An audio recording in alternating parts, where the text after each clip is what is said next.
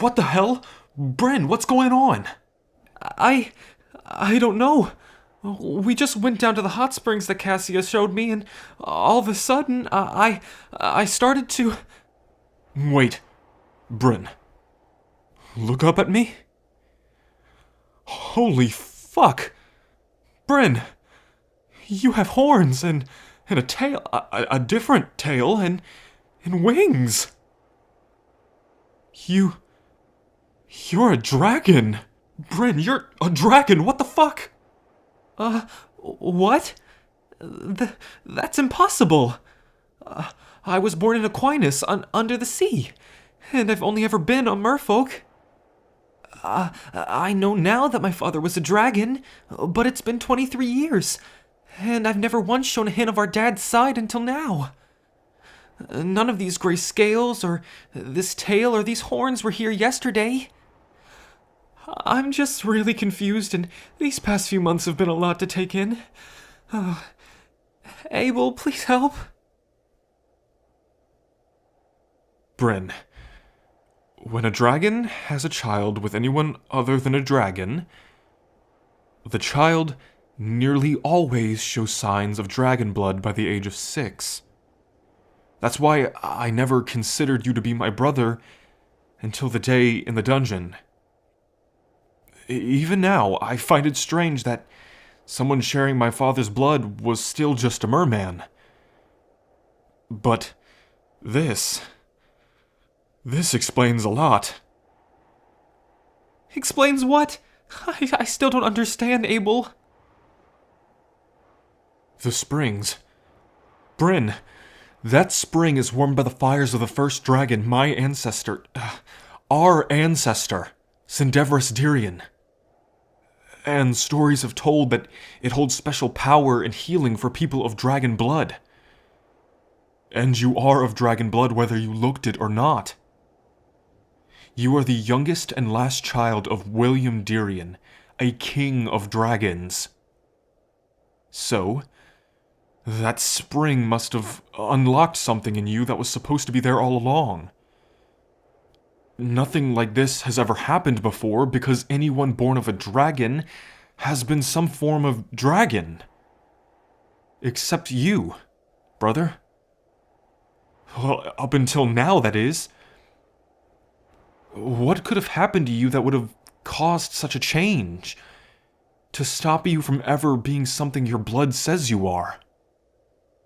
I don't know. I was born into the kingdom of merfolk. I was raised by the king there, who made me believe I was his youngest and most worthless heir. I had 6 older siblings, which each treated me as if I was less than worthless. And before I could even remember, the man who I called father had taken away my ability to walk on land and had this mark placed on my neck. A mark? What mark? Some weird curse he had placed on me when I was a baby. He said it was so that I could always remember that I was nothing more than unwanted flesh. Not even a life, just flesh that wasn't capable of being deemed worthy of life.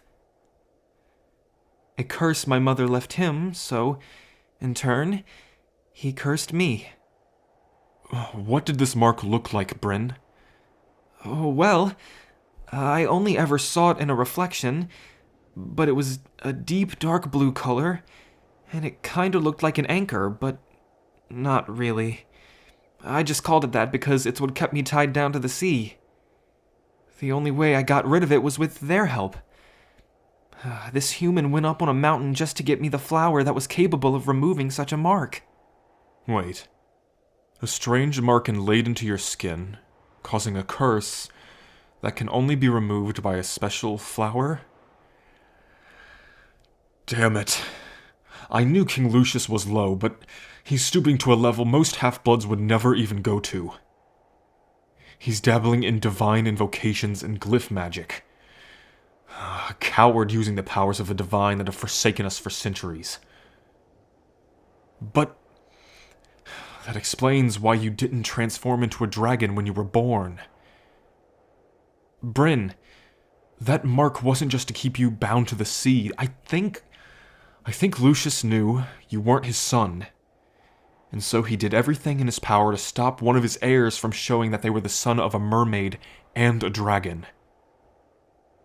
That mark was holding you back from being a dragon. It was holding back your dragon blood. Whatever malice he poured into that glyph, it was enough to keep you looking like just another one of his children. Evil bastard. So, wait. This? This is what I was supposed to be all along? But am I even a dragon? I don't look like you, or our father. I'm still different.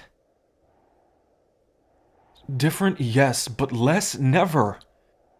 Bren, you aren't a red dragon because you're a gray dragon.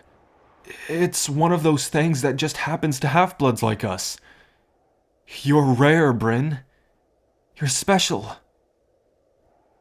There has only ever been one other gray dragon in the history of dragons. The child of a merfolk and a dragonkin has a rare chance to give the world something just like you. A dragon of both sea and sky. A true union of what our peoples can be. What we were before. Bren, you may just be the person that reminds our peoples why we aren't enemies, but are all still brethren, even now. You can help us find peace again, and help us put this battle that started with the death of our father to rest. I'm really something special? Am I really more than just a waste of life? Every day I was tortured just for existing, and then after you told me about our father, I was scared that I was the reason he was gone too. Abel, am I really someone special? Someone rare? Someone worthy? Oh, Bryn, you are my brother. There was never a time in your life where you weren't worth more than that entire underwater castle of psychopaths. We are blood, and that may not mean anything to your brothers and sisters down there, but to me, it makes you worth more than any mountain of gold can try to be.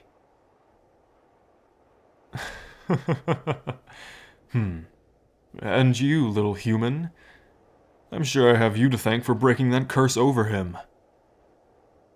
Not only were you responsible for getting him out of those waters, but in turn, it brought him here to his real family. A family who knows how much he really matters. So, I thank you, graciously. Also, why are you dressed like a pirate? Well, I guess that's a story for another day. Anyhow, this is a call for a celebration. For we are not only welcoming our brother to the Sky Palace, but the newest dragon of our kingdom. Now, come you two. You said you were tired of the water, right, brother? I think we need to show Bren here what those new wings can do. Wait, I can fly? Oh gosh, why do I feel like figuring out I'm a dragon means I'm gonna have to jump off the roof or something? You'll be fine.